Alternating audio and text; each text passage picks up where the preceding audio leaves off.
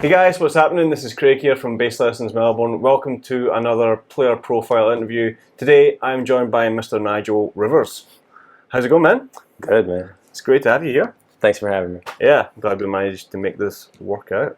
Yeah, absolutely. So you're in town with Ndambi? I am. Is that pronounced? Yeah, Ndambi. That's right. Yeah. Good job. Cool. You're like the only person that's gotten that right. Like the whole trip. Yeah, the announcer at the gig, he said all kinds of stuff, but he finally he got it like last night. So it's good. Yeah, I've been to many gigs where he's come up with a new band name. That's awesome. Bro, is it Pete? I think it's Pete. Pete, yeah. For Pete. Sure, it's Pete. He's probably not watching, but he might. He might. Love you, Pete. Yeah. How's it been? First time down under? First time, man. First time. I actually was talking to somebody, and I realized this is the closest I've ever been to the Arctic, which is random. But so you don't really associate Australia with the Arctic, right?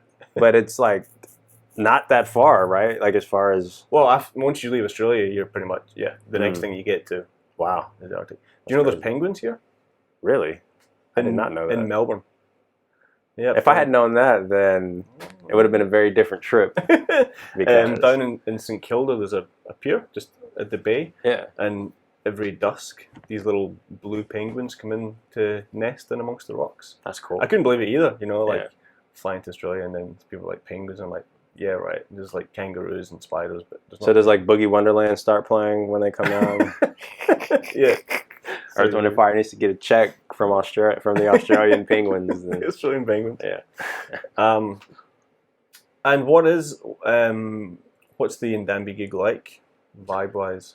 It's really cool. It's my favorite type of gig in that, first of all, no tracks. So, that's there's like a whole genre of gigs that's like gone, so that's already like loads better than a gig where I have to play with tracks. That's not to say that I don't like gigs where I play with tracks, because I don't want anybody to like not call me like, oh, he doesn't want to play with tracks. It's not that. I mean, I've played plenty of track shows, but when you don't play with tracks, you just never know what's going to happen. Because especially she's the type of artist that is very organic. The show, it's not about getting every note right. It's about how it feels and how the audience feels and like how everybody leaves feeling. Is everybody sweating? Is everybody like smiling when they leave? So it's that kind of show. It's soul music, neo soul, even funk elements, jazz elements, gospel. No. Nah. Okay, not really. Not really. Nah, not really. Honestly. And when I think gospel elements, I'm thinking of like, is the guy playing a minor 7 or is he playing like a minor over a 4 kind of thing? Whereas, it's like little stuff, like voicing wise, gospel, like a gospel chord will be like a major 2, whereas like a soul or neo soul chord will be like major 9. Exactly. Right. So it's like, yeah. I did not know that. Yeah, I mean, that's how I think of it. And then the patches are different. It's just not a gospel. It's not really. Sure. Nothing against gospel. But there's still some gospel chops on there, right? You're so deadpan. It takes me half a second. I'm like, I think he's joking, but I'm not sure. I love that because I'm just like that. No gospel chops. No Gospel chops. Like gospel chops are very pentatonic, you know, and we're not doing any pentatonic runs, you know, and it's not on purpose. It's just right. Indomi's music it's just not really like that. Cool. Yeah. All right. Are you Texan? I'm a Texan through and through, born and raised, Dallas, Texas. 30 years. Just recently relocated to Los Angeles, and it's been great. Wow. It's a little hectic. I mean, Los Angeles is very different from most places, but once you kind of accept all the sensory input that you're getting, yeah, and just accept that you're gonna sit in traffic every day and it's fine. You know, everybody's suffering with you, you know, and accept that gas prices are higher, you know. Then it starts to be fun. It's like, the energy, you know, there's always something to do, something to get into, somebody to meet, somewhere to go, some moves to make, you know. So a motivated individual is... If you're a mover and shaker. Yeah, then you're going to move and shake. And if you're not, you're going to get eaten alive. Yeah. So I'm realizing... Are you ready? I mean, the longer I'm out there, I'm like, I guess I'm a mover and a shaker, you know, because here I am in Australia, and I left Dallas like a month and a half ago, and it's like, I'm already... Sweet. Yeah, on the other side of the world, so... Did you think of other places you might want to go to instead of I LA? did. It was between... Like New York, Nashville... It was between LA, Atlanta, or quitting music, basically. Right. So what happened? What brought you to this point? I mean, I've achieved a lot in Dallas. Had a really good career, done some really cool things, met some really cool people, but like, just, you know, that feeling that's just like, I'm not really quite doing everything I'm supposed to be doing. Like, I'm not, there's a whole part of me that I'm not tapping into. Still don't know exactly what that is, but I was like, I need to leave to figure it out. So, and it's not necessarily that you couldn't do that where you are. It's just like the change of scenery kind of forces you to do it. Exactly. Whereas just staying where you are, it's kind of easy just to keep doing the same gigs, and very it's much easy. harder to be like, right, I gotta do. Exactly. Yeah, I put myself in a position where I'm like, okay, money's running out. You're like, hi, I'm Nigel, I'm a bass player. Can I get a gig? Yeah, like you gotta hustle, you know. And people in LA, that's what everybody's on. Yeah. You know, so like, whereas like in a place like Dallas, you got to be more subtle, more laid back, more cool. Yeah, more cool. In LA, it's like it's all about who's hustling, and then people see you hustling, and they're like, all right, call him. Yeah. You know? So it's cool. And what have you done, kind of, with your? I mean, obviously, a big part of it nowadays is online. You know, that's true. Have you looked at raising that side of your? It's funny. Game? I was just talking to somebody about this. When I first got to LA, I was like, oh shit, I need to get my social media game up. So like, well, you know, love it or hate it, it's just it is what it is. If somebody wants to check you out, so I'd been on Instagram since like 2012. Okay, you know, and so a lot of personal stuff on there. So I went through, took like 2 weeks and just like delete. So now it's just like. Just music, just the cool stuff. Because you didn't want to lose those 84 followers, right? Right. Right. So yeah, now it's more of just like a resume kind of thing. And now I'm public, and so since I went public, you know, things have been, you know, people are like, oh, that's who this guy is. So it's, you know. Yeah, well, I mean, that's easy. Kind of how I connected with you, right? Exactly. And if I had been private, I probably wouldn't be sitting here. Yeah, you know. It's not like you're going to let, you know, kind of, this guy want to follow me. Don't think so. Denied.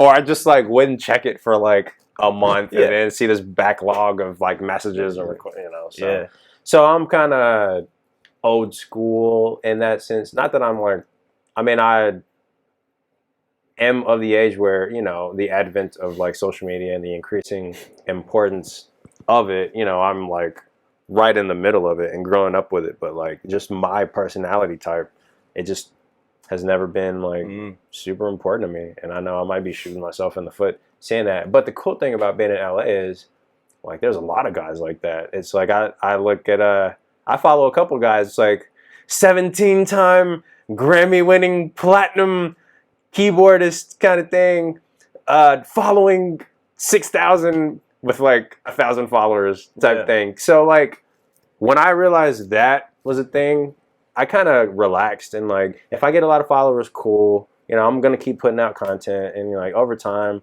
that's cool. But if I don't, man, like honestly, I'm like more so digging the grind of just like getting in people's face and like getting to know them, establishing genuine connections, and you know, because there's a lot of guys that are they work year round, and well, I mean, like you won't see them on social media. Well, exactly, because they're too busy working. Or, too busy. You know, the calendar's already booked out, so you don't. Why? Right. You know, and that's nothing against. And just hear me clearly. It is nothing against people with big followings or people that are really into that. It's just not. It's not me. And I don't. And I was feeling anxious because that's not me. But now I've let go. Sure, of that. You're not. You know, you definitely won't be the only person that feels like that. Right. I mean, I'm sure there's like a niche for people like me. You know, there's like definitely a bass players. Exactly. Low key, man. Yeah. Low maintenance. I mean, I always say this, like, I didn't play the bass to be at the front of the band. Exactly. Yeah, I'm not the feature. I'm not the art. Yeah, no. I just want to play bass. I want to be behind a dope singer and or instrumentalist and just do my thing and just the feel be right and like, you know, nobody even has to know that I am good or that I like, but as long as like we keep working, I must be doing something right. So, exactly. Yeah. So what was it like growing up in Dallas? It was cool. It's hard to know how to answer that just because, like, you know. Okay, what was it like musically growing up in Dallas? Well, so my journey has been a little different, I think, than a lot of people's. Like, being black, you know, a lot of times, like, oh, church, you know, came up in church, you know. Came out of church and started blah blah blah.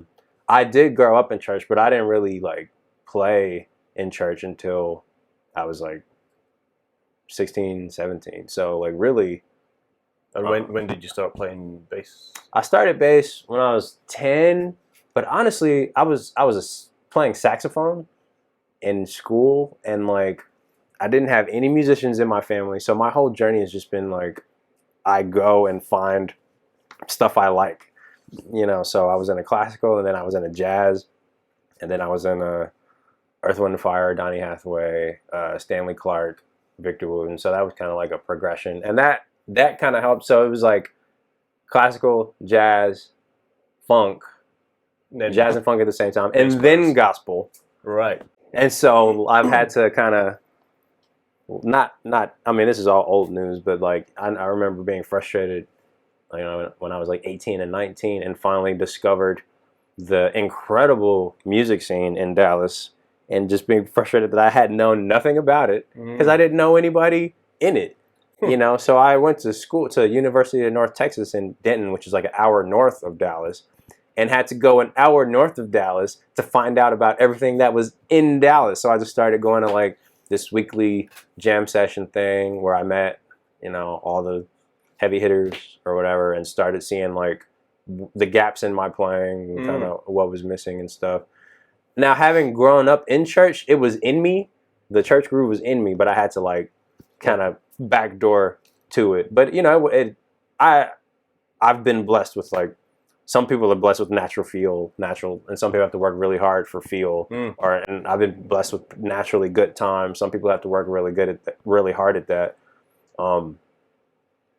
But it was definitely, it's been work. Like it hasn't, I don't think there's anything that's like, some people can just sit down and just play, you know, but I still had to work, you know, but now I didn't have to work as hard as other people, but everything has been like work, you know. Nothing was like, oh, I can spontaneously do this. I don't have perfect pitch or anything, you know. It's been like, I had to find it, I had to decide, I had to commit to it, and then just had to stick to it. And so, yeah, but music is my love. You know, I was going to be an engineer, actually. I went to Science and Engineering Magnet High School, and I was going to I got like, accepted to MIT and stuff. And like, was gonna do that whole thing, and then I was like, actually, I think I'm gonna do music, and so just like turned down all that, and like, well, it's like when you go, what do you want to do for the rest of your life? right, Play music. That's kind of fun. that's fun. Yeah. Not that other vocations can't be fun, but you have to be into it. Yeah, and some people are. Some people are just like froth on physics. Right. Exactly. Like the same way that we do on like Pocket or whatever. It's like bass lines. It's everybody's got their own thing. Yeah, and you got to find what it is that connects with you. Exactly. Yeah, if you don't love what you're doing, then you're gonna end up hating yourself at some point. It comes across on stage as well. We've all been there on a gig that you don't want to be on. Yeah. By whether we had to be there or it was just a bad decision or everything just went south on the gig, and you can tell. People can tell when they're watching. So it's important to be honest with what you're doing. It's important to be honest, but the way I kind of trick myself in situations like that is like just trying to focus on the positive parts of it. There's always at least one positive thing on any gig, even if it's just I'm playing bass right now and I'm not an accountant or I'm not like so I'm hopefully getting paid to play bass right now. Right. That part. Yeah. That's a whole other anyway. Yeah. Haven't had to deal with that in a while, but we've all been there. Yeah. Yeah. Paying dues, I guess it's called. Yeah. So North Texas, that must have been it was a beast. A schooling. Because that's especially with the Snarky Puppy guys and all that kind of stuff, like coming out of there, it's really given it a global name nowadays. So I think while I was there, it was like technically the #1 jazz school in the world, or something, or #2, something like that. Yeah. I had a good experience in North Texas. It was definitely frustrating when I first got. Honestly, it was frustrating the whole time. The one big reason is, and I don't know if it's still like this, but as a bass player, you had to play upright bass to complete, your degree or whatever, which was good. I mean, I needed to learn that, but like when I auditioned on electric, and when they accepted me, I was like, cool, And then they went, by the way, you got to play upright, and you're like, like my first day up there, I'm sitting there with and you're like, oh, by the way, and I walk in and like everybody has an upright bass. I was like, that's weird, but I didn't think anything of it. So the teacher comes in, Professor Lynn Seaton, who's, you've probably heard of him. He's like world-renowned jazz bassist, probably top. But he's like, do you have an upright? I was like, a what? Like, oh, what? I do now. Like, what is that? Yeah. Luckily, I had kind of messed around on like an upright bass in high school, but literally just out of curiosity, didn't know what I was doing. So I had touched one before, but then I get to school and it's like, oh yeah, you need to finish this degree and learn all this advanced material while learning a new instrument. And I was the only black guy there. That's full on. I was the only one that didn't have an upright bass background. I was the only one that didn't have any musicians in the family. So like, I didn't complain. It was just like, okay, this is life now. So it was grueling, but a lot of good information. Because like the upright bass part was just like 1 or 2 courses out of each semester, whereas like the material, like especially like the jazz fundamentals type stuff, where it's like it's what it says, jazz fundamentals. Play these chord scales over these changes. When you see this, play this, play this. And I mean, it sounds simple, but like it kind of opened me up to hearing like, real tonality and like how to really approach music. It's like, oh, here's music. This is how you think of it, And when I really internalized that, it kind of changed my playing. Did you find that on one hand it was like what you were learning, you were actually going, I've already been doing this, now I've got a name for it? Or was a lot of it like, I would never have come across this? A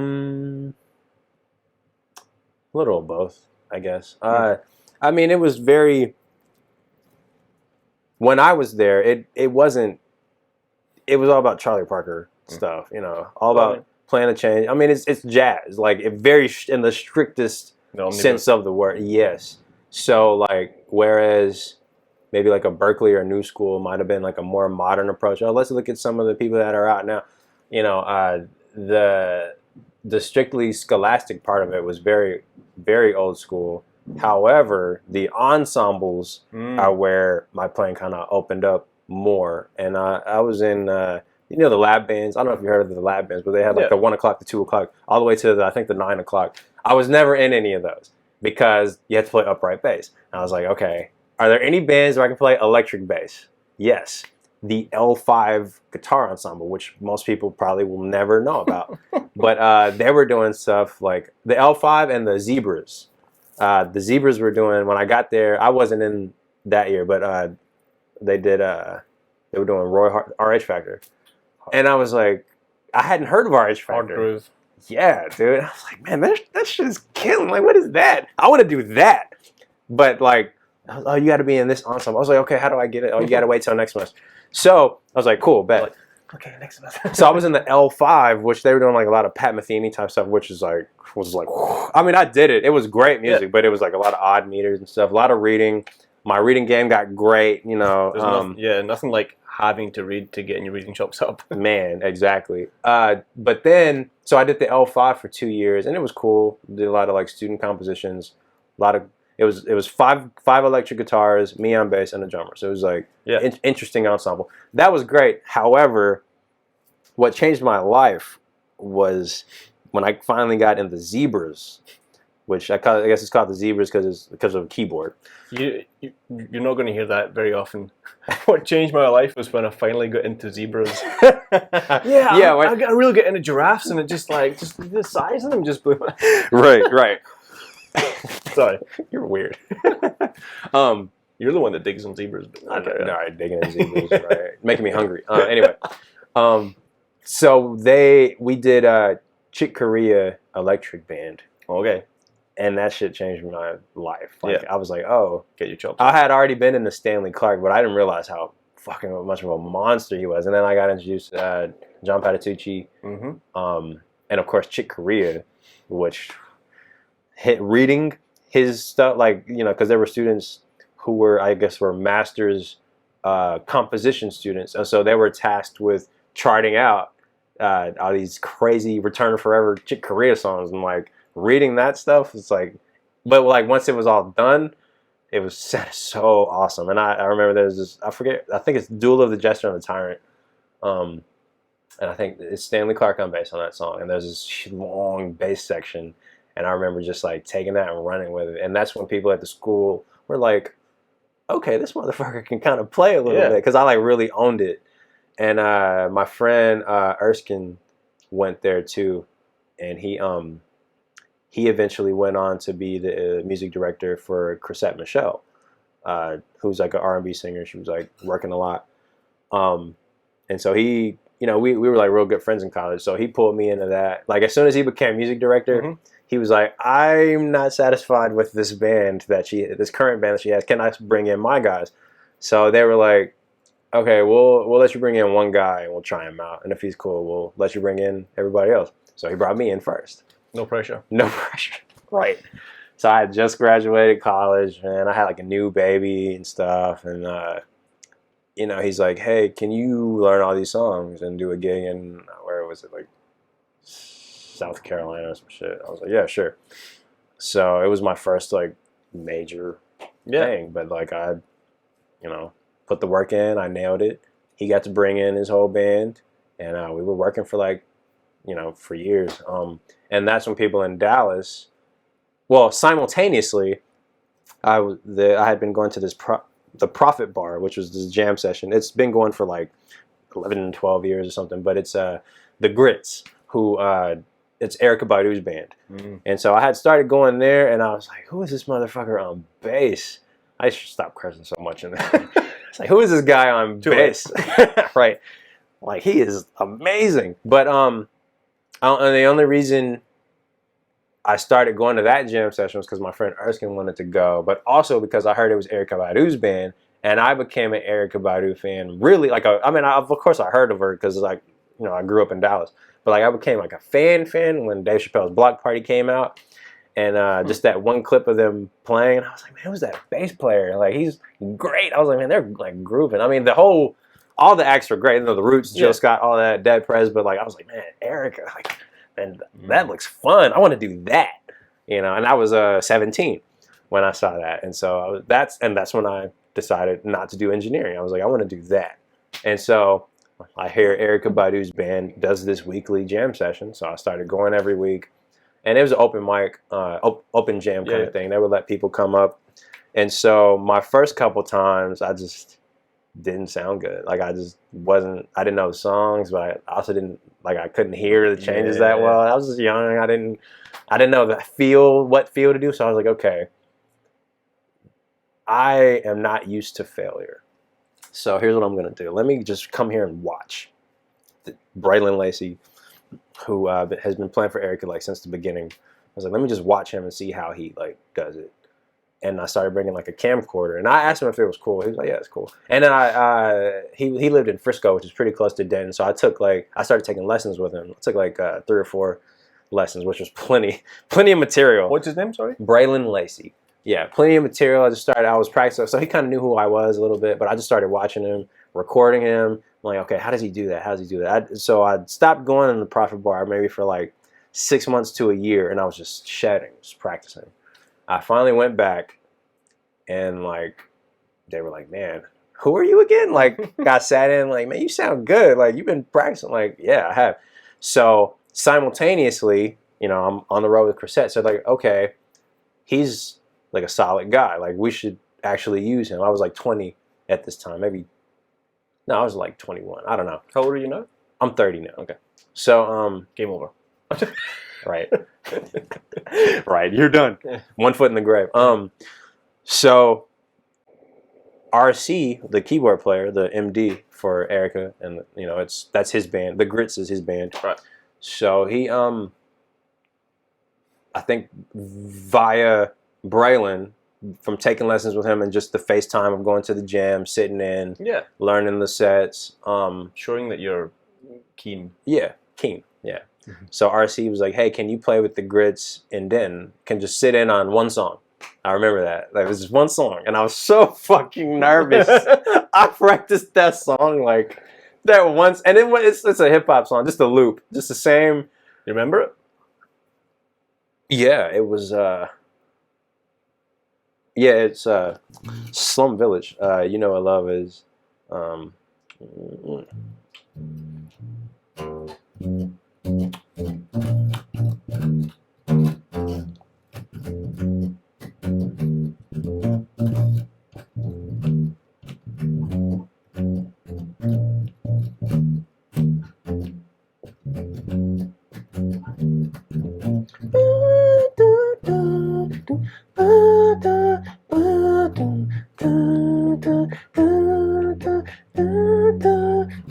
It's a badass song, man. It's sick. And, you know, like Cleon Edwards on drums, you know, I'm like saying it. And I think Wes was playing with them a lot of the time. Wes Stevenson, Funky Knuckles, was playing with them a lot of the time. But he couldn't do everything because he's busy, you know. So RC needed like a backup for when Braylon wasn't available. I'll be that guy. I'll be that guy. I'm like, you know, in college. Yeah, I'll be that. So after that, you know, RC starts calling me for a little more. Finally, can you do this Erykah date? I was like, oh shit. Okay. Yeah, and so I just remember being freaked out because it's Erykah Badu, man. Badu. And then the music, like, was hard, but like, they don't rehearse. They just do shows, which they're all fucking killer monsters. Jeez. But like, I was like, hey, I need the music. 3 weeks before. 2 weeks before, hey, I need the music. Oh, man. 1 week before, hey, I need the music for this gig in Baltimore or wherever it was. Yeah, Rams Head, Baltimore. 3 days before, hey, I need the music. Dude.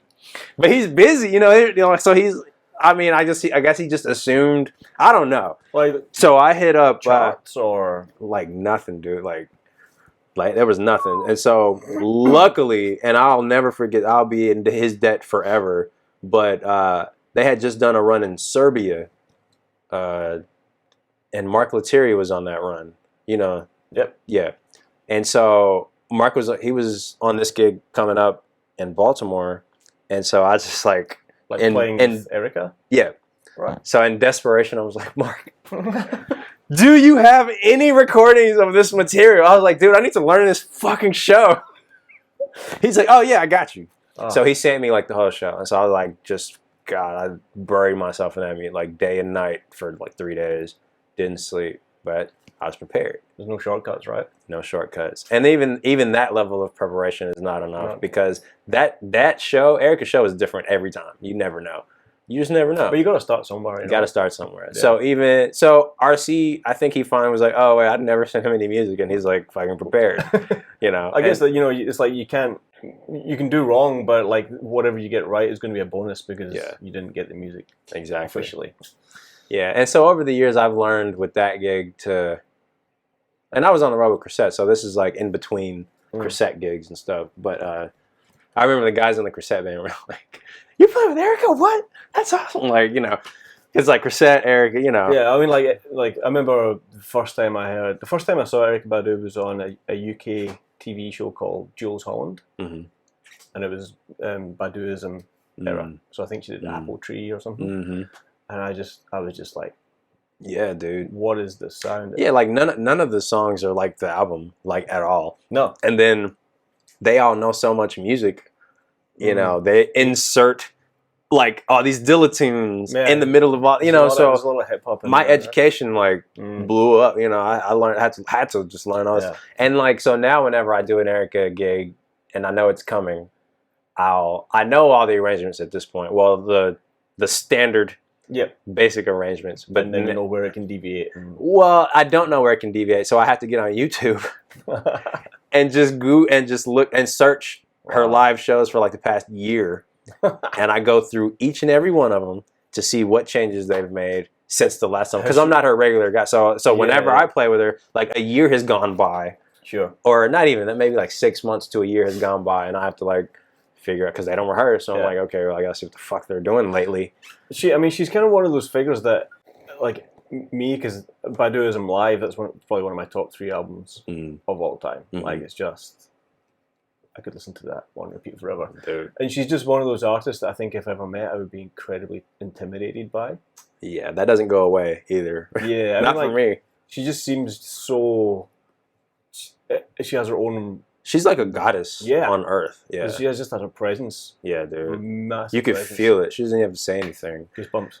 And then, like, she's the type, you know, if you hit a wrong note, she'll look at you on stage. Oh God, yeah. She hears everything. Like in the midst of singing, she hears everything. Wow. Like every piece, and so she'll be like, "You all right?" In the mic, in front of a crowd of 50,000 people. You all right, bass player? Oh man. Yeah, I'm good. You won't do that again, man. We all make mistakes. I mean, I probably make one good mistake per show, you know, but that's out of like 2 hours of music. I don't think that's bad, you know. And that mistake will be like, I won't know what's coming, literally. Yeah. And so I'll probably just stop, or I'll go where I went the last time we played the show, but now it's completely different. So who's dictating that, Erykah? It's like you got to simultaneously watch Erykah's body language. While not a bad thing. While watching, sorry, no comment. But no comment. While watching RC, who's literally on the other side of the stage from me because of the stage setup, while listening to RC, which is 2 different things, right? While watching the drummer, while listening to the drummer, which is 2 different things. Well, no, but that's pretty much the same. While listening to like the DJ cues. Do you have in-ears generally? No, God, no. No. So there's no talk back. It's just like... And if you can't hear someone properly, then you can't hear something properly. I need to stop cursing so much in this interview. Yeah. You're screwed. That would be terrifying. It's terrifying. It's like, it's the highest, like, how do I say it? Like, it's the most intense cognitive processing that I have ever done or ever will do. Yeah. Like all that stuff going on at the same time while trying to maintain a groove, trying to look like you're having fun, trying to be professional, you know, all that's going on.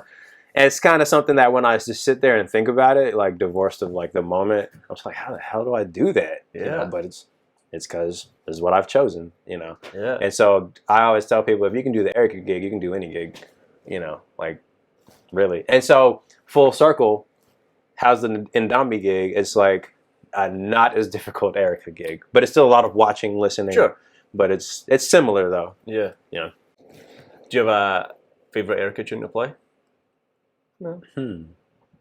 I do. It would probably. I mean, there's parts that I like on every song because she does. I. So that.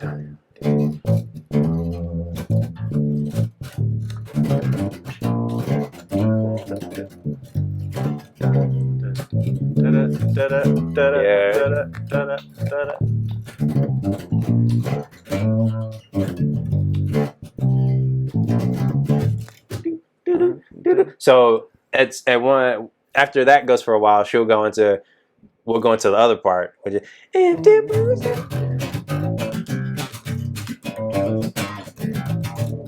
you know the song. That's Don't Stop the Music, and then I love the bridge on that song. So when I learned the show, what's that first one called? Breathe, Heart, Kiss. Oh, I Want You. I Want You. Yeah. So when I learned the show, this was also my introduction to Thundercat, because Thundercat was our bass player for the Serbia run. So I learned all his licks, I was like, who's this fucking guy? He's fucking great. This is before he, put out all his stuff. Yeah. And so to me, he was just a bass player, but like a fucking amazing bass player. I was like, who is this guy?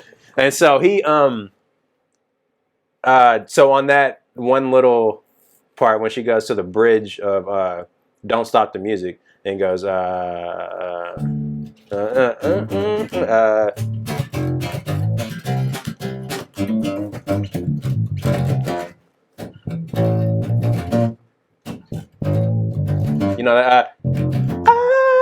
just want to rock you all night long.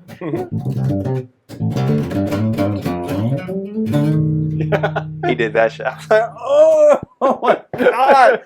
I rewinded that shit so much. So I was like, what did he do right there? Man, so I love the bridge of that song. But that's probably my favorite full song to play. Yeah. There's a live version of that kind of just, that was my third Erykah Badu kind of like thing. She started with the pad. Yeah. And then the band kicked in like after like 5 minutes. I mean, I was like, this is amazing. And then bong, and I was like, oh. Yeah, man. Her stuff is just so fun and fulfilling. I think probably my favorite song is, okay, first and second ranked. Yep. First, second, and third. Okay. First favorite.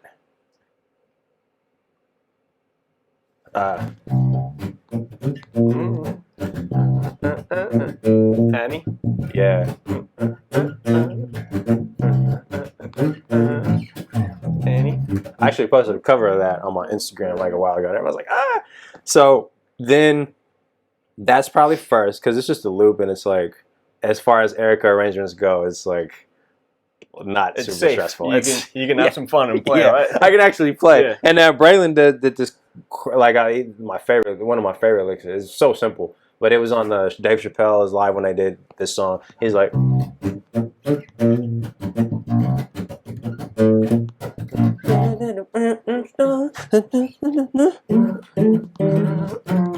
like it's so simple, but I'm like, I had never. It's like little stuff that I just never thought to do. I'm like, oh, that's just like a Dorian. Yeah, and that's why you should transcribe.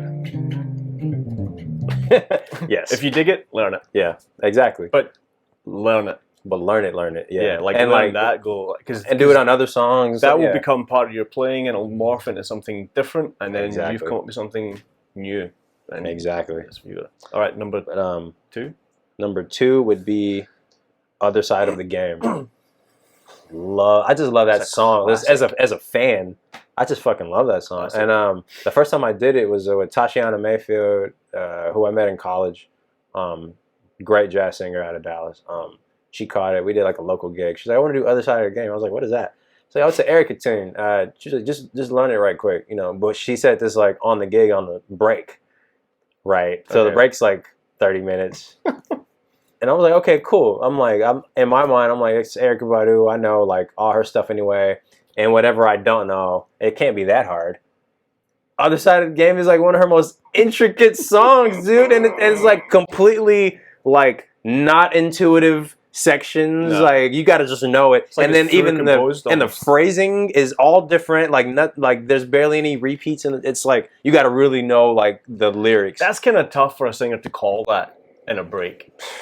But people have always done that kind of stuff to me. I became known as like the clutch guy who could like bail you out, like and like if you need something done, like that's kind of like my reputation. So, and then the live arrangement with Erykah, oh my God, it's like 13 minutes long. It goes to all these other places. It's like massive. It's just this massive composition, but I love it.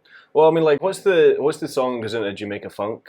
Yeah. Jamaica Funk. She drops that in as some song. She's used to it anyway. Maybe, dude. I don't know. Which one would that be on? I don't know if she used Jamaica Funk on the show. I don't think I've done it. I mean, I'm sure she has at some point, but I haven't done it. And then third favorite, probably for the memory, because the first time I ever played this song with her was in Cognac, France, and Mos Def came out and did the rap on Love of My Life. And like I didn't know I didn't know. I'm just on stage, and it's my first gig. It's my second gig with her ever. My first gig in France ever, and my first overseas gig with her ever. So I'm freaking out, of course. But like I'm just like nice part of the world. Yeah, I love it. It was beautiful. But it's like. Well, that's when the bass comes in, because I'm out like the first half of the first verse. So Mos Def comes out when I start. It's like, like oh shit, yeah.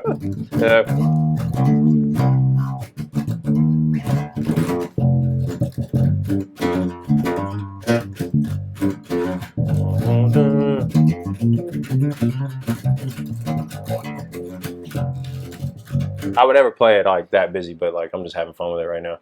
Like because on that song it's important to stick to the record. Like some songs she lets you stretch out, but you got to kind of know by her looks like, oh, she wants me to just play the line right now. Yeah, right. So yeah.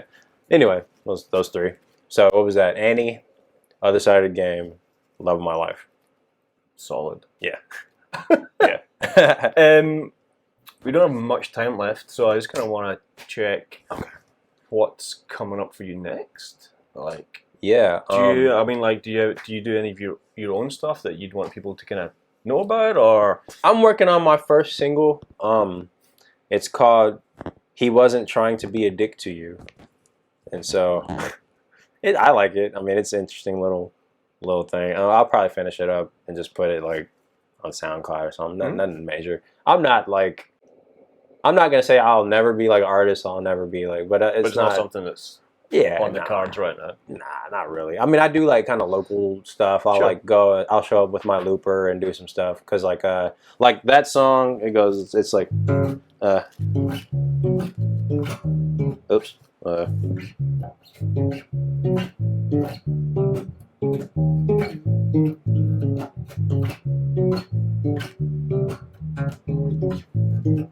It's just a loop.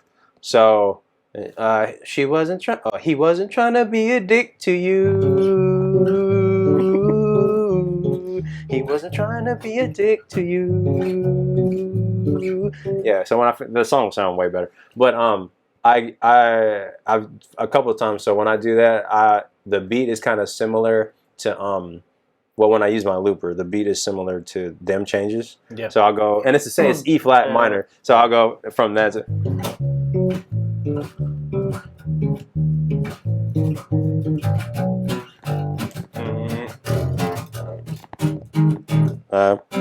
There it is. Anyway, but that's all. It's all like different parts. Anyway, so as far as what else I'm doing, I mean, I do like a lot of just remote recordings. Okay, so people can send you tracks and you. Yeah, I do that a lot. That's play on like a significant portion of my Do living. you have a little setup at home, or you go to?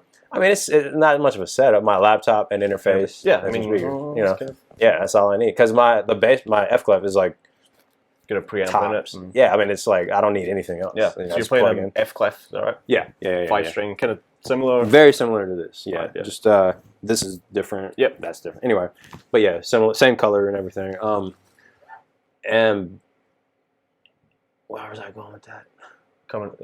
Stuff coming Oh, up. stuff coming up. Yeah, yeah. But as far as recording, I've done some cool recordings. So I'm just kind of. It's hard to know. That's one of my struggles because I'm like, do I want to put more energy into being a studio musician or being a touring musician? Yeah, you can do both, but I would, you know, I think if I put all my energy into being a studio musician, I can technically probably just be on retainer for somebody and not have to, like Erykah. nah, somebody else. Yeah, she does a lot of her stuff just like on her laptop, and then, you know, also like that. She's been working with people like James Poyser for years, and you know, like that. She has a specific sound, so I don't think she's looking to like change up her recording crew. She does a lot of analog. Like, I know she loves like tape and driving stuff pretty hard. Yeah, she does. I mean, but the mixtape she just put out was not analog. Right. You know, it was Zach Witness is a genius. Anyway, but yeah, I mean, I got what else do I have coming up? Nothing like big. Okay. As of now, nothing that I would be like, oh, stay tuned for this. Yeah, yeah. That's cool. But that's just today. But just work, right? Just work. Yeah. Work. Like this trip has been pretty good. This is like one of my bigger things so far. But you know, all it takes is one text message. You know, and that's how it always is. And you got to be in the shop window, right? Right. So right. These gigs are just as valuable. Yeah, absolutely.